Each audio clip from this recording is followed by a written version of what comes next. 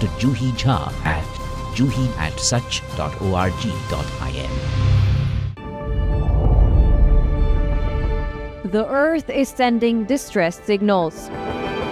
Wildfires, droughts, and melting glaciers. Can we reverse the damage? Explore the harrowing effects of climate change. It's a wake-up call. Global emergency. Climate Tracker on WION World is One. From the bustling trading floors of Wall Street to the vibrant exchanges of Asian stock markets, WION breaks it down for you to make sense of what's happening. As we reveal the key factors behind events, strategic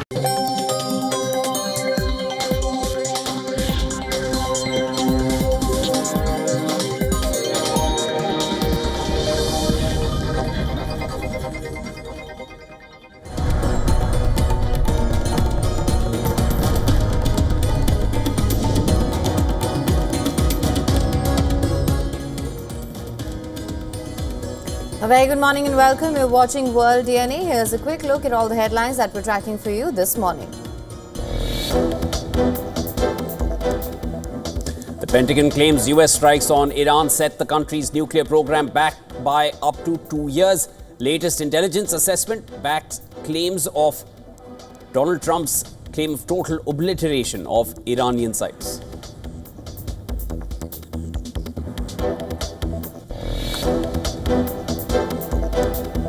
The US House is voting on the rules governing President Donald Trump's mega spending bill after hours of delay. If the bill clears this key procedural hurdle, House members would next move to debate on the bill and then to a final vote to send it to the President's desk for his signature.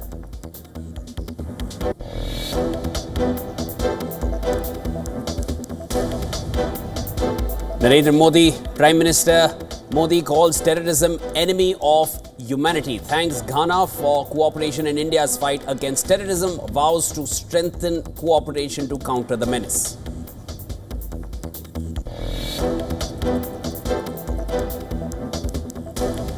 India's Ministry of External Affairs expresses deep concern over the abduction of 3 Indian nationals employed at a cement factory in Malé.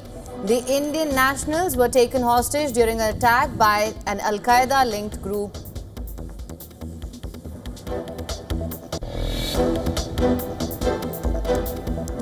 Indonesian rescuers working to find survivors after a ferry carrying 61 people sank near Bali. At least 4 dead, 23 rescued so far.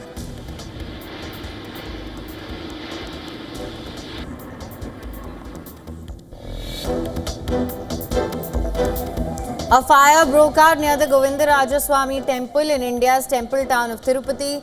Police have urged public not to panic. No casualties reported so far.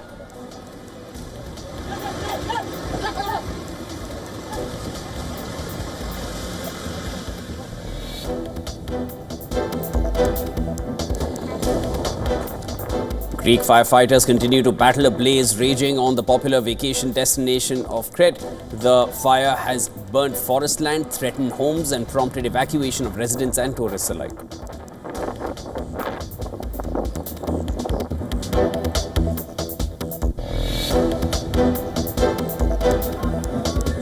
A New York jury finds Sean Diddy not guilty on charges of racketeering, conspiracy and sex trafficking, but guilty on 2 other counts. The judge denied the request to release him on bail after the verdict.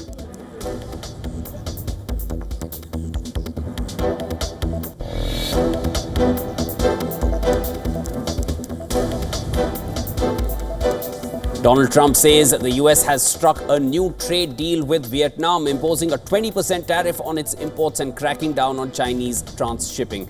Critics warn of higher prices for consumers, while Trump insists the deal benefits America.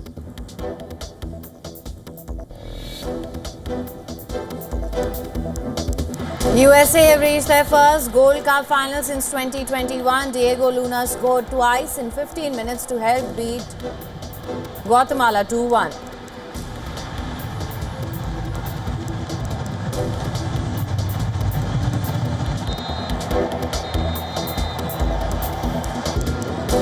The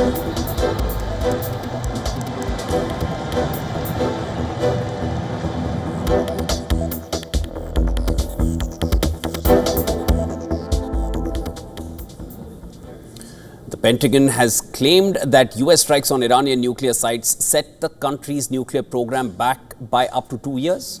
As per the US Defense Department, intelligence shows that facilities targeted during the strikes have been completely obliterated. Pentagon spokesperson Sean Parnell told journalists, "We have degraded their program by 1 to 2 years at least." Intel assessments inside the department assessed that, before adding that this is probably closer to 2 years. American B-2 bombers hit 2 Iranian nuclear sites with massive GBU-57 bunker buster bombs last month, while a guided missile submarine struck a third site with a Tomahawk cruise missiles. Now, there has been much debate over the impact of these strikes, with President Donald Trump repeatedly claiming that Iran's nuclear program had been obliterated. The latest Pentagon assessment echoed and supported the US president's claim. Our assessment of the battle damage around Fordow, Nantes, and Isfahan remains unchanged. I mean, we believe, and certainly all of the intelligence that we've seen have led us to believe that those facilities especially have been completely obliterated. A preliminary assessment last week from the Defense Intelligence Agency suggested that the strikes may have only set back Iran's nuclear program by a few months. But the Trump administration officials said that assessment was low confidence and had been overtaken by latest intelligence. Iranian Foreign Minister Abbas Araghchi has admitted that the strikes on the Fordow nuclear site caused severe damage, but he also added that while the targeted nuclear facilities may not be intact, the technology and know-how is still there. Several experts have also cautioned that Iran may have moved a stockpile of near weapons-grade, highly enriched uranium out of the deeply buried Fordow site before the strikes and could be hiding it. But US officials have denied any such intelligence. The US State Department slammed Iran's suspension of cooperation with the UN nuclear watchdog IAEA, calling it unacceptable. Tehran officially suspended its cooperation with the International Atomic Energy Agency, a move which was triggered by the Israeli and US strikes on Iran's nuclear facilities. It is, we'll use the word unacceptable, that Iran chose to suspend cooperation with the IAEA at a time when it has a window of opportunity to reverse course and choose a path of peace and prosperity. Iran must cooperate fully without further delay. Meanwhile, in a recent statement shared on social media, Iran's Supreme Leader Khamenei reacted to President Trump's remarks, calling Iran to surrender. Khamenei claimed that this statement revealed a truth that Americans have been in conflict with Islamic Iran and all they want is Iran's surrender.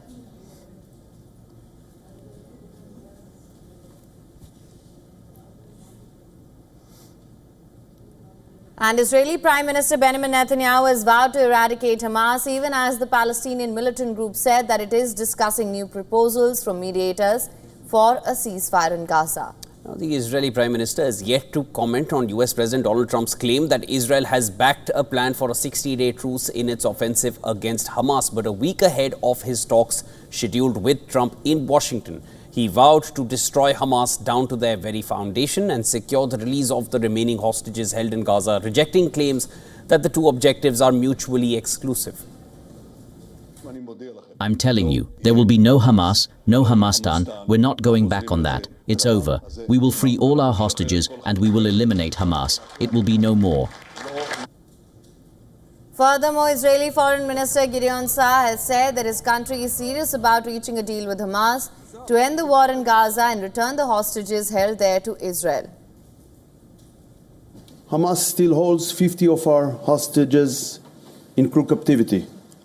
The war can end tomorrow if it releases them and lays down its arms. We are serious in our will to reach a hostage deal and a ceasefire.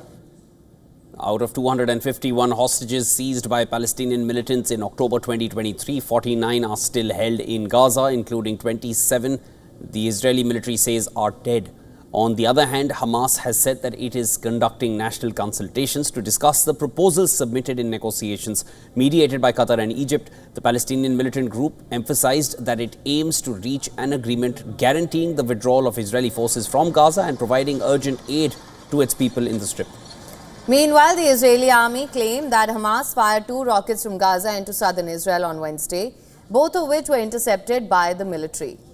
Furthermore, an Israeli Defense Forces soldier was killed during fighting in the northern Gaza Strip. The military announced as it continued to push further into northern Gaza. 2 other soldiers were seriously wounded in the same combat. Israel has recently expanded its military operations in the Gaza Strip. According to the Civil Defense Agency, Israeli forces killed at least 47 people on Wednesday.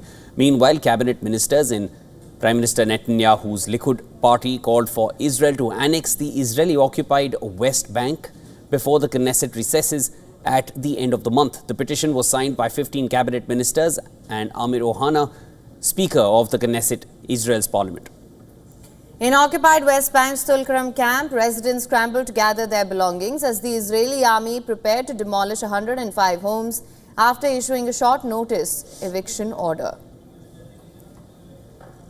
The risk that our house poses to them is 0%. They say that for security reasons they will pave roads. They will pave a street from the house to here, and 10 meters away they will pave another street, and the width of the street will not be less than 12 meters. This indicates that what is happening is not for security reasons, but rather to displace the refugees again. Ukraine is literally pleading the US, but got a rude shock from President Trump. The US has decided to halt the supply of weapons to Ukraine. Among the weapons are missiles and, most importantly, Patriot missile systems, which Ukrainian forces need desperately. Kyiv is saying it was unaware of the sudden halt in weapon supply. Russia says that the reduction in the supply of weapons would help end the war swiftly. Here's the report.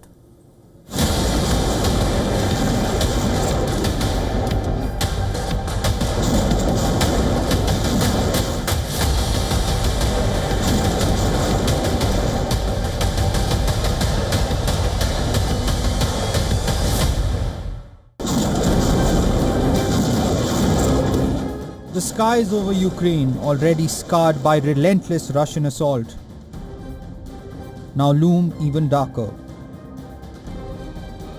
A lifeline once promised and relied upon has been abruptly severed. In a staggering blow to Kyiv's defense capabilities, the Trump administration has announced a halt to shipments of vital weaponry. Most critically, the advanced Patriot missile defense systems that have been Ukraine's shield against Moscow's brutal aerial assaults.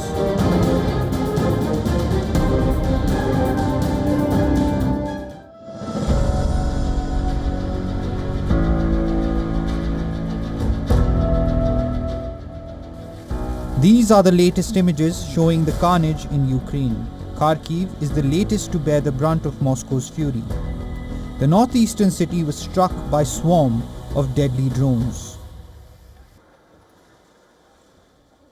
In eastern Ukraine, Donetsk has been under relentless missile attacks. These burned down shops and damaged buildings show the ferocity of the attacks.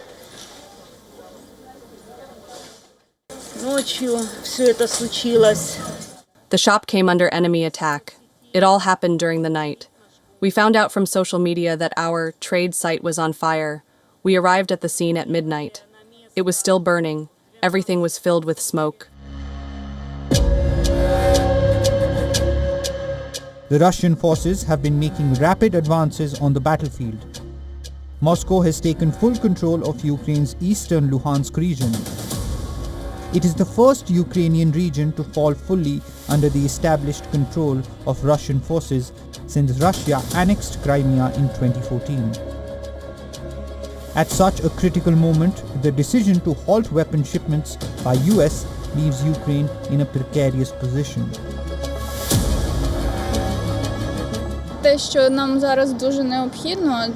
We really need air defense so that people in peaceful cities or near the front line know that at least there is some protection. If this does not happen, it will be very scary and even scarier, and even more painful, and even more civilians will suffer. Recently, there have been many drone attacks on Ukraine with many hits, so we need this system, air defense systems. Mobile fire brigades will not be able to completely shoot down all enemy targets. There are too many of them. So it's a pity that this is happening.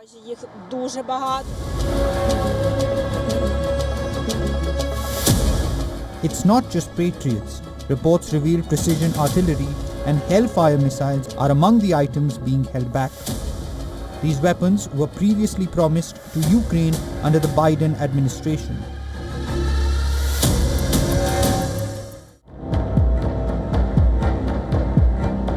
The curtailment of military aid signals a clear shift in the priorities of US President Donald Trump, who has pressed for Russia and Ukraine to speed up stalled peace talks. The question now looms large: will Europe be able to fill the void, or will Ukraine be forced to face the full might of Russia's assault with dwindling resources? Bureau Report, WION World is One.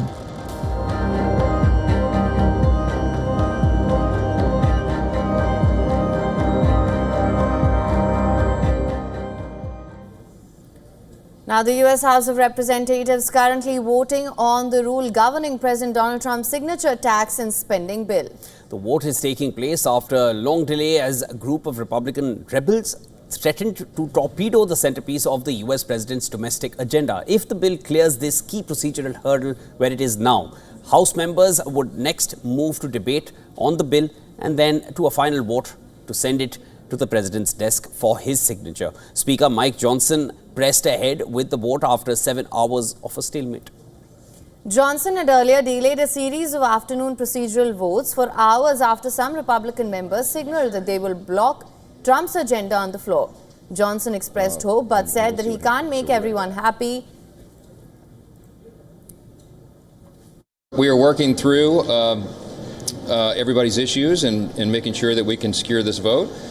I feel very positive about the progress. We've had lots of great conversations. I've met with individuals and groups all day long, as has the president, who's fully engaged as well, trying to convince everybody this is the very best product that we can produce. But I feel good about where we are and where we're headed, and stay tuned. There's more conversations to be held. As the vote got delayed, Donald Trump claimed that Republicans in the US House were united. After more than 24 hours of fierce debate followed by a nail-biting vote, US Senate narrowly passed President Donald Trump's massive tax and spending plan. That is also known as the Big Beautiful Bill. Republicans scraped through the Senate with a slim majority thanks to a tie-breaking vote from Vice President J.D. Vance himself.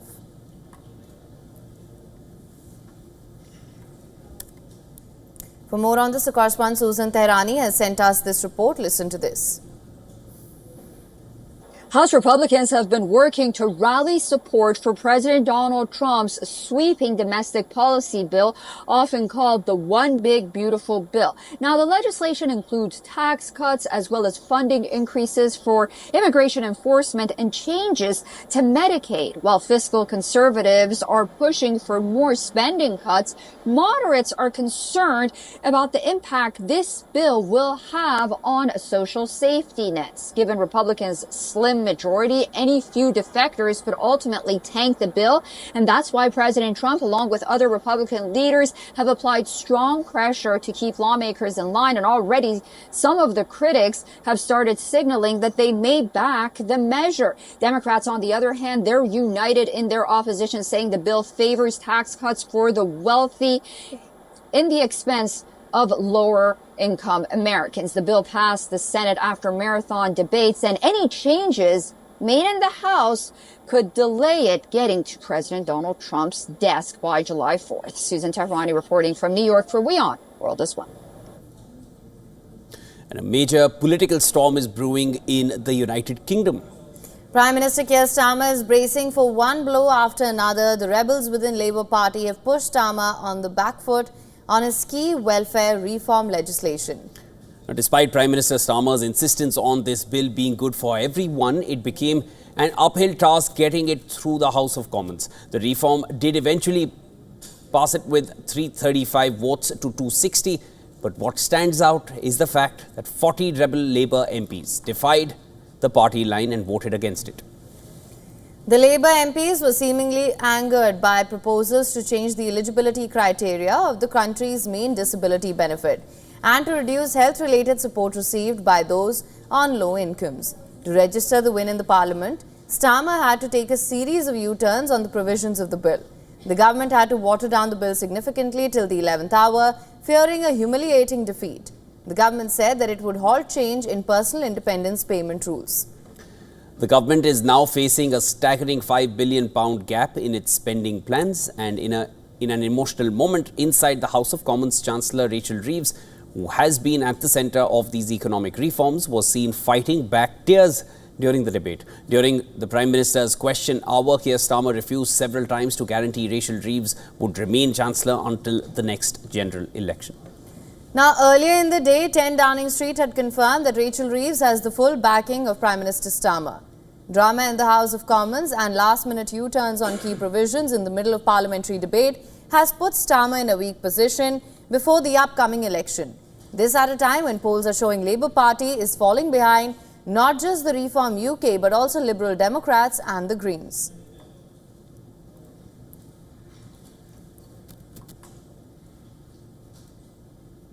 And at least 5 people, including a senior police official, have been killed in a powerful bomb blast that rocked the Bajaur district of Khyber Pakhtunkhwa in Pakistan. 11 injured.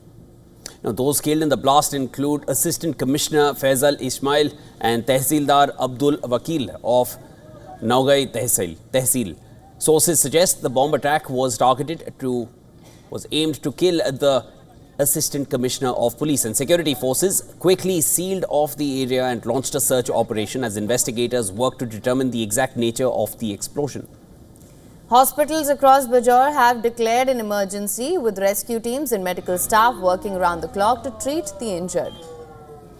No group has claimed responsibility for the bombing yet, but the region remains on high alert as investigations continue. Southern districts of Khyber Pakhtunkhwa, including Bannu, Dera Ismail Khan, Lucky Marwat and North and South Waziristan, have been the worst hit by violence and attacks against security forces.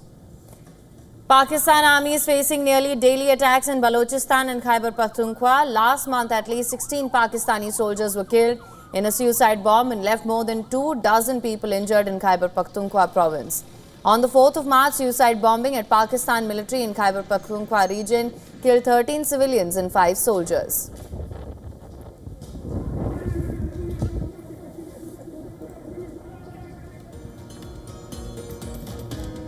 And with that, it's time now for a short break. Don't go anywhere. This is World DNA. On the other side, the holy Amarnath Yatra has begun. The first batch of more than 3,000 pilgrims have been allowed to move from the base camp in Pahalgam and rest from Baltal route.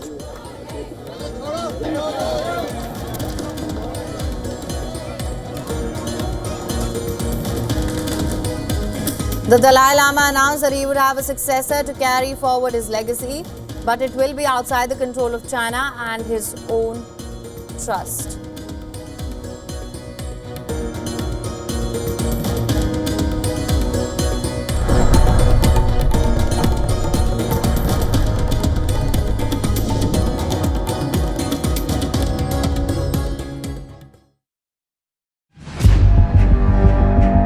Where darkness hides behind every corner.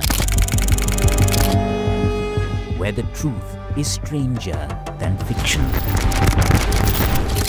A show that dives deep into the stories which shock and mystify. Unsolved murders. Psychopaths who defy explanation.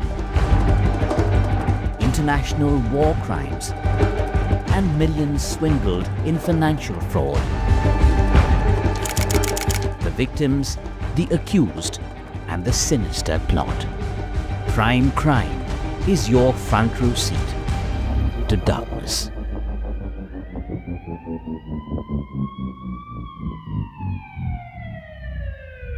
WION, India's global voice, the channel that brings you the biggest stories from across the world through India's lens. Now available in more than 190 countries worldwide. Because we believe that the world is one. Watch us in Africa, Europe, USA and Canada, South America, Asia Pacific, Middle East and North African regions. Also available on these digital platforms across the world. WION. World is one. To bring the benefits of the Subhash Chandra Show to your educational institution, teachers and students, send an invitation to Juhi Jha at juhi@such.org.in.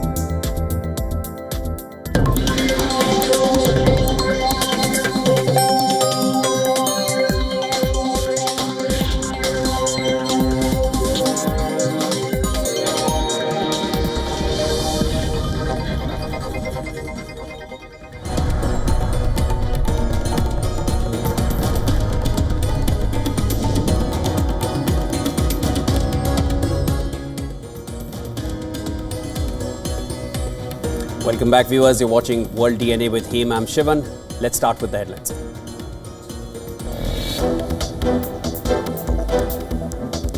The Pentagon claims US strikes on Iran set the country's nuclear program back by up to 2 years. Latest intelligence assessment backed President Trump's claim of total obliteration of Iranian sites.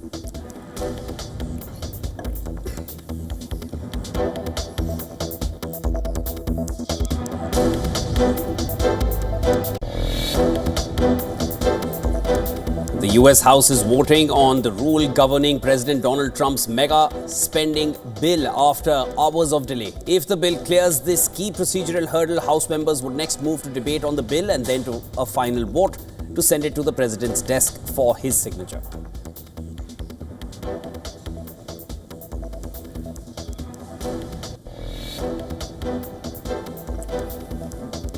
Indonesian rescuers working to find survivors after ferry carrying 65 people sinks near Bali. At least 4 dead, 23 rescued so far.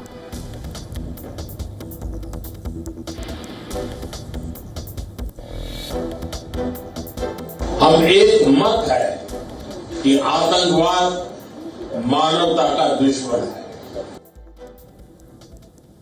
Prime Minister Modi calls terrorism the enemy of humanity. Thanks Ghana for cooperation in India's fight against terrorism. Vows to strengthen cooperation to counter the menace.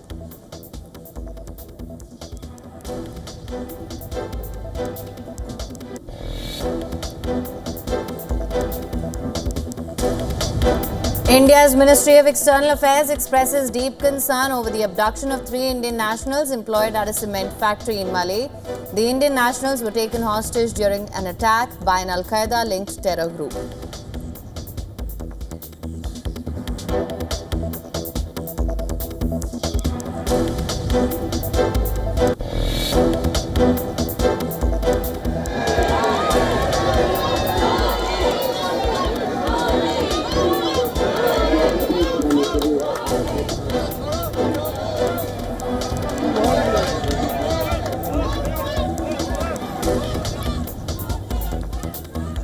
The Amarnath Yatra begins in Jammu and Kashmir. First batch of pilgrims moved from base camps in Pahalgam and Baltal routes towards the holy shrine.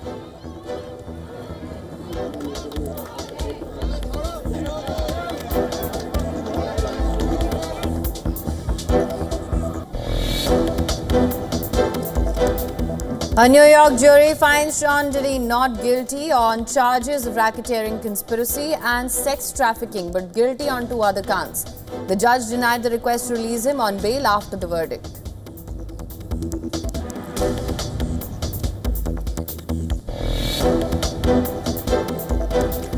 Tesla's second quarter deliveries fell 14% year over year, marking a second straight drop, but still beat analyst forecasts.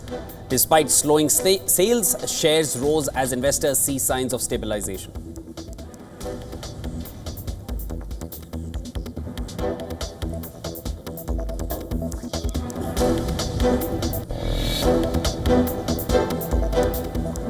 USA reached their first Gold Cup final since 2021. Diego Luna scored twice in 15 minutes to help them beat Guatemala 2-1.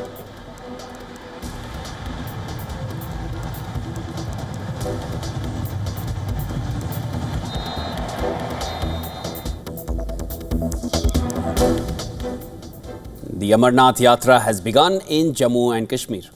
The first batch of pilgrims began moving towards the holy shrine from the base camps in Pentagon and the Baltal routes.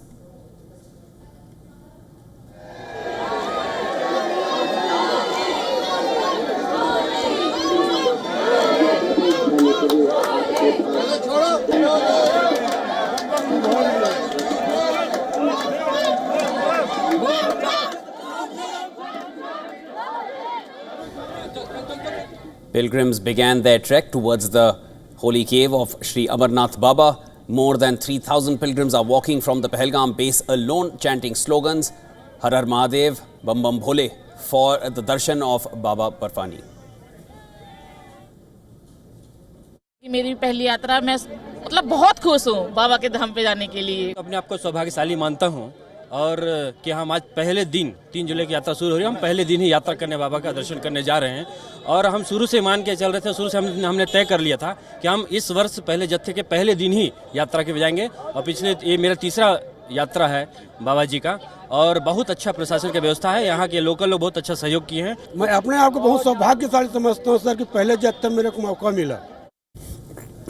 The Holy Yatra comes more than 2 months after the deadly Pahalgam terror attack that claimed 26 civilian lives. Pilgrims are, however, undeterred and their enthusiasm remains high. Speaking to WION, they expressed their faith on the Indian government and lauded the arrangements which have been made. बहुत अच्छी व्यवस्था है यहाँ government की और आप लोगों का सहयोग, बहुत ज़्यादा कोऑपरेटिव लोग हैं यहाँ पे। हर लोग यहाँ कोई टेंशन नहीं किसी तरह की, लोग फ्री माइंड होकर अपनी यात्रा करें और बहुत ही अच्छा फील हो रहा है यहाँ। यह है लोकल्स का जो सपोर्ट है वो बहुत अच्छा रहा है। मीडिया, स्थानीय प्रशासन, श्राइन बोर्ड सभी का बहुत अच्छा कोऑपरेशन रहा है और सिक्योरिटी फोर्सेस जो हैं वो हमारी इतनी चाक चौबंद व्यवस्था करके रखी हैं कि किसी भी प्रकार के भय या इस तरह के अफवाहों के पर ध्यान देने की आवश्यकता ही नहीं है। बहुत अच्छी व्यवस्थाएं हैं। The Yatra is taking place amid a 3-tiered security system. More than 90,000 security personnel have been deployed along the route. Around 1,200 CCTV cameras and drones have been installed. The government is also using modern technology like artificial intelligence to keep an eye on any untoward movement. Additionally, the entire Yatra route has been declared a no-fly zone. The first batch of Amarnath Yatra was flagged off by Jammu and Kashmir. Lieutenant Governor Manoj Sinha considered a journey of faith and self-discovery. The Yatra will continue for 38 days till the 9th of August.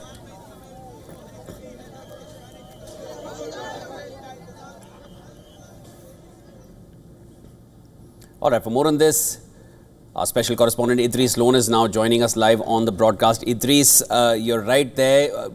From all that we've heard from the pilgrims, they're all saying that the arrangements are beyond their expectations at this point, and seems like the government has pulled all stops. Give us an understanding of the security arrangements and everything else that's making this so cordial. Well, absolutely, Shivan, a big day for the government of Jammu and Kashmir as well as the security agencies. We've seen a 3-tier security system in place all across the Amarnath route that starts from Jammu to both the base camps in the Kashmir division, one in Pahalgam where I'm standing right now and another one in Baltal in the Gandarbal district, very close to the Sonmarg tourist spot. Let me tell you that security forces have obviously beefed up security all along the routes. They have put up more police as well as paramilitary forces all along the route. Around 92,000 security personnel will be guarding the Amarnath Yatra for the next 38 days. On the other hand, we've also seen the introduction of AI and use of high-tech gadgetry by the security forces, this time all across Amarnath Yatra, and this time facial recognition system has also been introduced, which has already been basically loaded with the pictures of the terrorists as well as the over-the-ground workers. There was one over-the-ground worker just a couple of weeks ago who was arrested close to Anantnag district after he showed up in front of one of the systems, and the facial recognition system basically started beeping and he was arrested after that. So security is foolproof. A huge number of Yatris have arrived in Kashmir Valley from different parts of the country. There's a lot of excitement, a lot of enthusiasm among them as well, as they will be the first batch who will be basically doing the darshan at the Amarnath cave. On the other hand, if we talk about the other arrangements that have been put by the government of Jammu and Kashmir and the Shrine Board, there was a Yatri Niwas which was just inaugurated by the Lieutenant Governor of Jammu and Kashmir, which has a bed capacity of around 1,300 people. So all the arrangements have been made. Although a lot of people really did not expect these many people turning up for the first batch of Amarnath Yatra, but the numbers have been good. We've been told that above 5,800 people have been allowed to move towards the Amarnath cave from both the routes, from Baltal as well as from the Nunwan base camp. So it's going to be interesting to see in the coming days also, because we also saw a lot of unregistered Yatris right outside the different gates where the registration is being done on the spot in Pahalgam also. So the numbers seem to be increasing, although there was a decrease after the Pahalgam attack. The Lieutenant Governor has said that there was a decrease of 10%. Around 2.3 lakh people had registered before Pahalgam attack had taken place, and after that there was a dip in the registrations, but it has started picking up yet again. No, definitely there seems to be no dip there, and to remember just little over 2 months what happened in this same region where you're reporting from right now, clearly the numbers right now are giving a completely different signal on where India stands as far as Pahalgam and as far as the Amarnath Yatra is concerned, which everyone was fearing that may take a hit this year. Clearly that's not been the case. Thanks so much for getting us the latest. That was Idris Lone reporting from Pahalgam.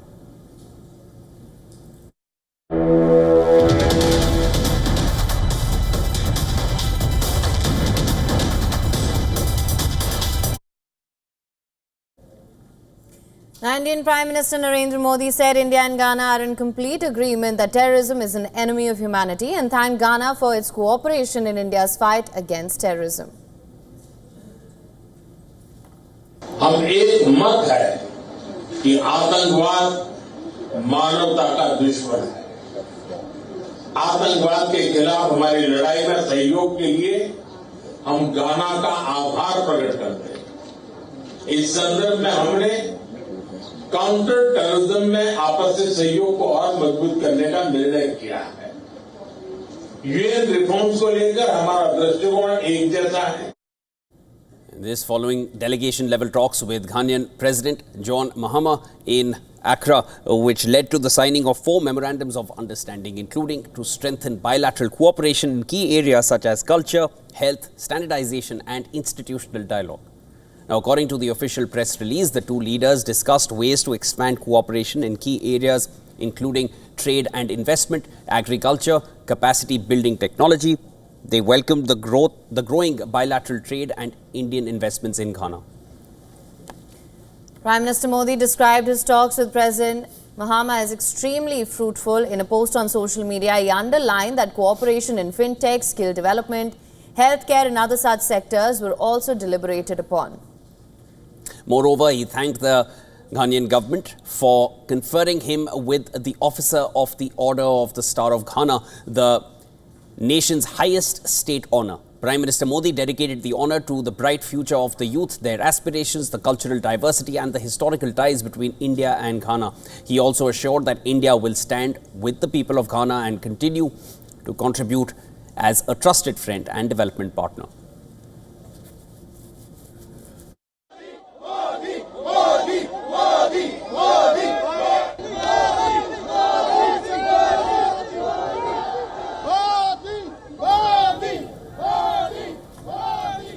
Now, the Prime Minister's visit to Ghana is the first by an Indian Prime Minister in over 3 decades. It is part of Prime Minister Modi's 5-nation tour, his longest diplomatic visit in his decade-long premiership. And during the 8-day tour, the Indian Prime Minister will cover 2 continents. Of course, this tour has started with Ghana. After that, going over to Trinidad and Tobago next, followed by Argentina, Brazil and Namibia.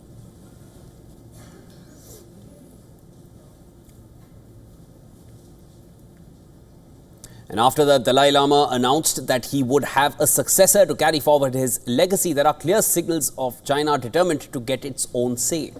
And tensions on the issue are heating up further. In a statement to his followers, the Dalai Lama said that he will be reincarnated, but it will be outside the control of China and his own trust.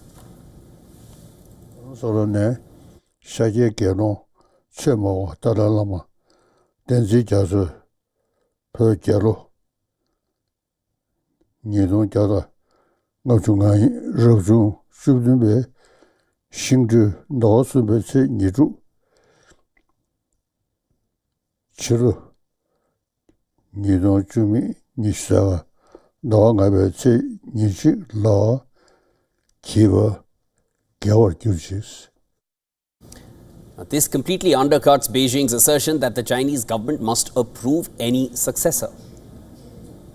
The reincarnation of the Dalai Lama must adhere to the principle of domestic search, golden urn draw and approval by the central government, and be handled in accordance with religious rituals, historical customs, and national laws and regulations. The Dalai Lama himself has earlier said that if China appoints a successor, people should reject that choice. The Dalai Lama's announcement that there would be a successor marks a turning point. For years, the Dalai Lama and the left had left open the possibility that he may be the last in line.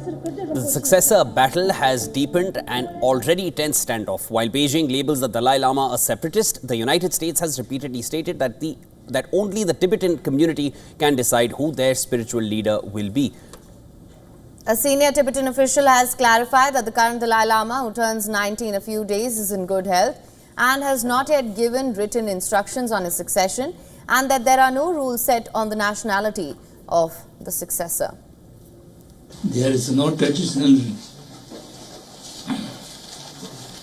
kind of restriction. Dalai Lama should be born in Tibet. Dalai Lama born in Mongolia, the third one, and Dalai Lama born today in India, the sixth Dalai Lama, and there's no nationality or geographical boundary.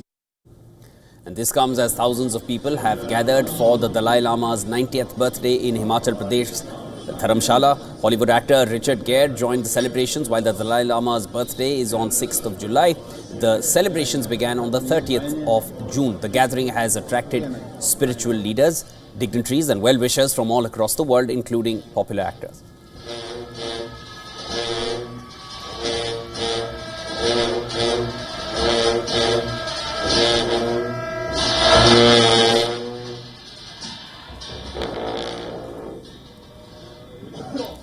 Penpa Sharing, president of the Tibetan government in exile, confirmed that the US has recently lifted funding restrictions for the Tibetan exile community as Washington seeks to push back against China's growing global influence.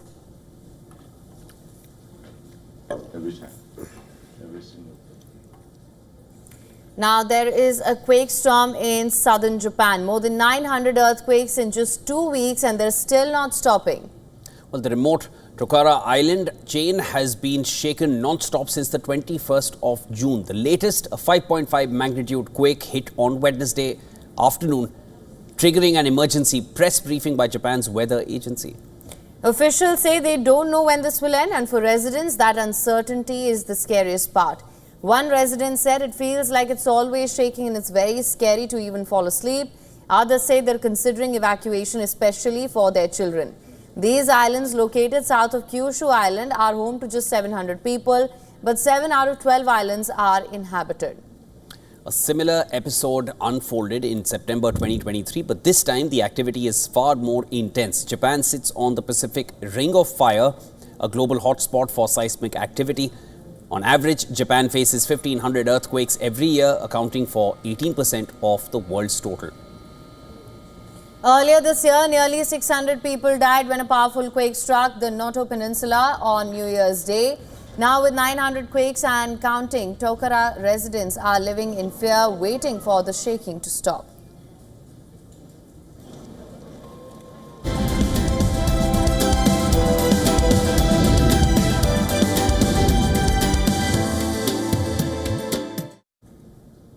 Now, the United States has struck a trade deal with Vietnam just days before a key tariff deadline. President Donald Trump announced a 20% tariff on Vietnamese exports, much lower than the previously planned 46% levy. In return, Vietnam will drop tariffs on U.S. goods to zero, including preferential access for large engine American cars. Trump also imposed a 40% tariff on goods transshipped through Vietnam, many of which originate from China. The deal eases tensions with America's 10th largest trading partner ahead of the July 9th deadline set for wider tariff hikes. Vietnam's export to the United States have surged nearly threefold from under $50 billion in 2018 to an estimated $137 billion in 2024. This comes as American companies sought alternatives to China amid rising tariffs. In contrast, U.S. exports to Vietnam grew modestly, up just 30% to around $13 billion. Last year, the United States remained Vietnam's largest export market. Analysts say that the deal is crucial to maintaining strategic ties, especially as Vietnam balances its relationships with both the United States and China in the Indo-Pacific region. The Vietnam agreement marks one of the few tangible trade wins for Trump's team ahead of his July 9th tariff rollout. Over a dozen countries are racing to negotiate similar deals. Britain earlier accepted a 10% tariff on goods in exchange for special access in key sectors. The US-Vietnam Pact resembles a trade framework rather than a full agreement, with details still unclear on how anti-transshipment rules will be enforced. India is expected to be next in line, with Trump confident on the deal prospects. Markets reacted positively, with stocks of apparel brands like Nike and Under Armour rising on news of continued access to low-cost Vietnamese production.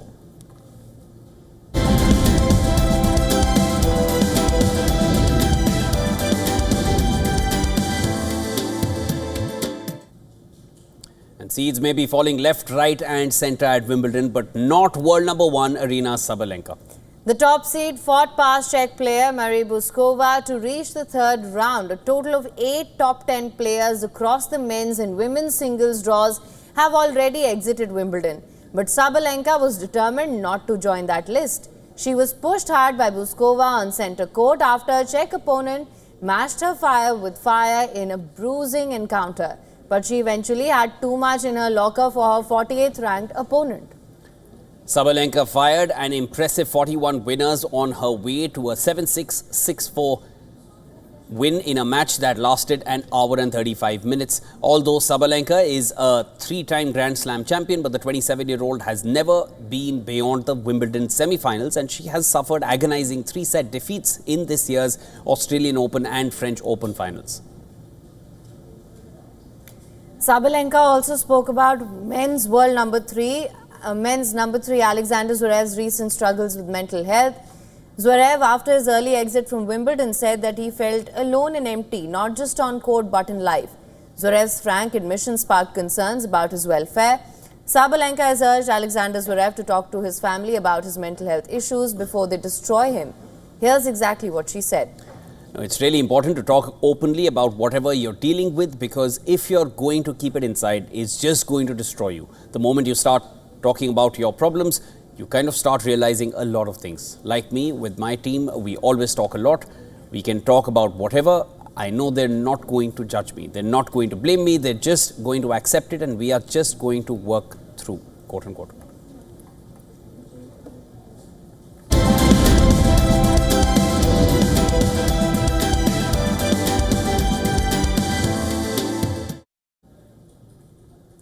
Now, just a day before heads of state started streaming online, Hollywood A-listers John Cena and Idris Elba and global star Priyanka Chopra walked the red carpet in London. And more about the star-studded event in this next report. Take a look.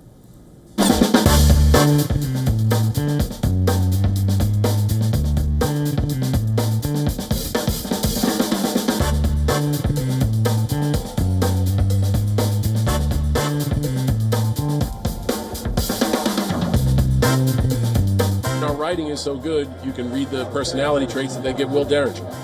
He's beloved by all. He cares about what the audience thinks, definitely over diplomacy. I mean, comedy, doesn't come to me naturally. I think I'm funny, but, it's all a whole different game when you're working with someone like John Cena, who's really funny, and Priyanka, really funny. But I had a good time.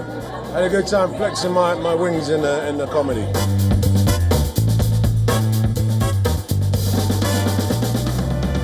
I've done a lot of action pieces in my career, so I kind of trust my body. It's part of my skill set, but I also work with an amazing stunt team, and when you get to do that, you kind of push the limits.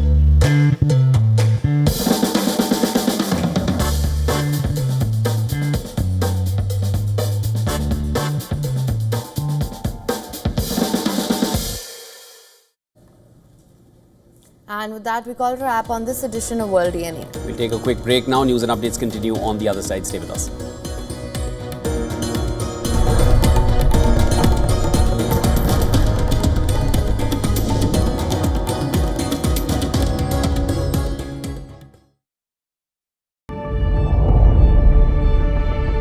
The Earth is sending distress signals. Wildfires, droughts, and melting glaciers. Can we reverse the damage?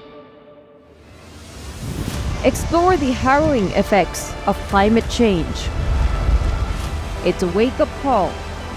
Global emergency. Climate Tracker on WION World is One. WION, India's global voice, the channel that brings you the biggest stories from across the world through India's lens. Now available in more than 190 countries worldwide, because we believe that the world is one. Watch us in Africa, Europe, USA and Canada, South America, Asia Pacific, Middle East and North African regions. Also available on these digital platforms across the world. WION, World is One.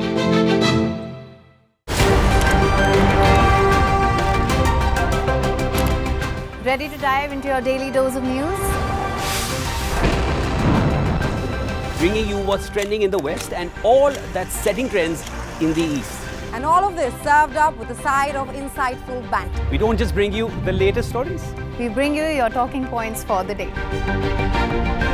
And while you do that, from the busy streets of New York, I will provide you with deeper insights on the developments through the course of the day in the U.S. The show that keeps you ahead of the global curve. A conversation you'd want to be a part of. A place where news becomes an engaging exchange. We bring you stories that impact your present. This is World DNA. Join the conversation.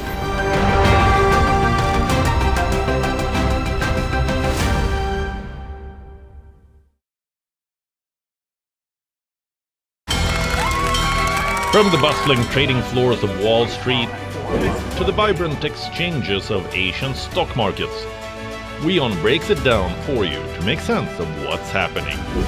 As we reveal the key factors behind events, strategic battles, and the game-changing business decisions that shape the world. We bring you all of this and more on World Business Watch. To bring the benefits of the Subhash Chandra Show to your educational institution, teachers and students, send an invitation to Juhi Jha at juhi@such.org.in. WION, India's global voice, the channel that brings you the biggest stories from across the world through India's lens. Now available in more than 190 countries worldwide, because we believe that the world is one. Watch us in Africa, Europe, USA and Canada, South America, Asia Pacific, Middle East and North African regions. Also available on these digital platforms across the world. WION, World is One.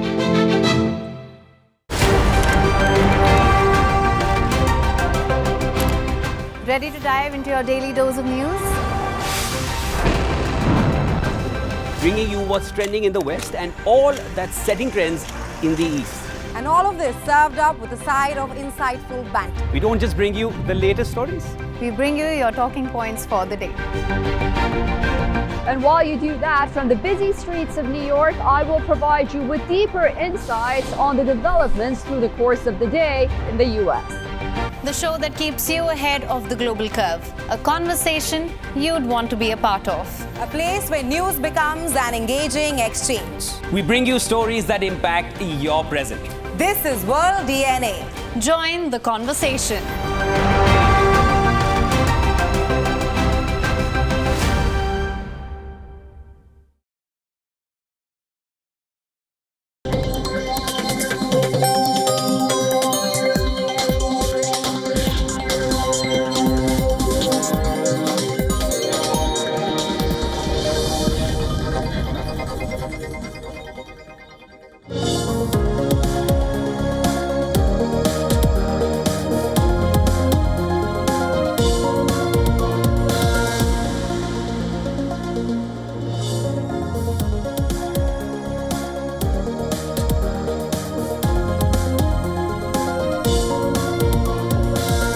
Well, hello and welcome back. You're watching WION The World. I'm Jyotsna Kumar. Let's begin with the headlines.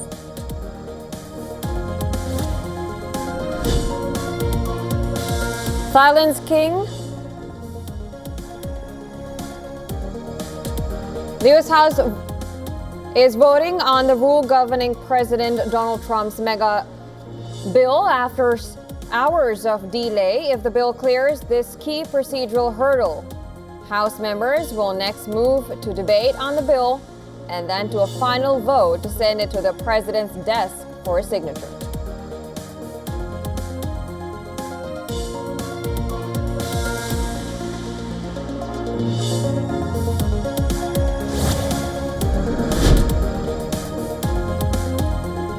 The Pentagon claims U.S. strikes on Iran set the country's nuclear program back by up to 2 years. Latest intelligence assessment backed President Trump's claim of total obliteration of Iranian sites.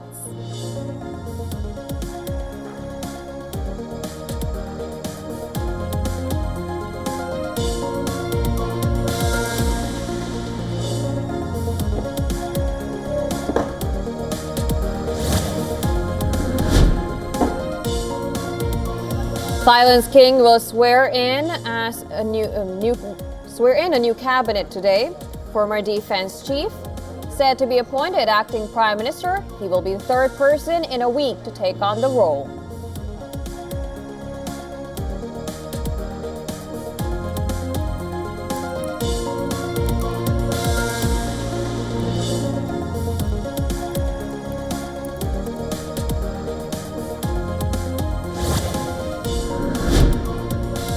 Indonesian rescuers working to find survivors after a ferry carrying 65 people sink near Bali. At least 4 dead, 23 rescued so far.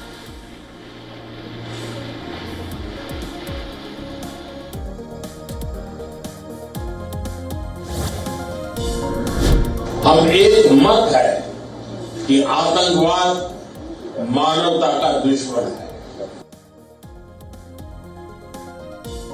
Prime Minister Narendra Modi calls terrorism enemy of humanity. Thanks